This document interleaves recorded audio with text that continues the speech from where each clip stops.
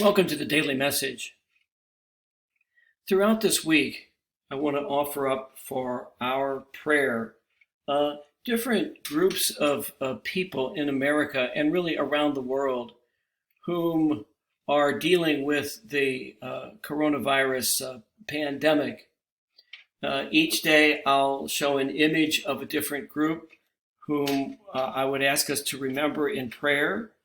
And I'd like for us to think about this perhaps as a litany, a COVID-19 litany, so that our ministry of prayer during this time can be directed toward those who are on the front lines, who are most affected by the pandemic. And so today, as you can see, I want to ask for our prayers for those who are healthcare workers, those brave men and women who are literally saving lives during this time and who are endangering their own lives and the lives even of their families by doing so.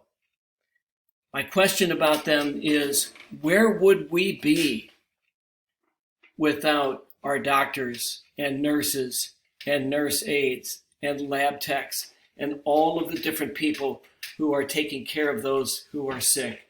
And so I simply say, for all those involved in healthcare, we pray to the Lord.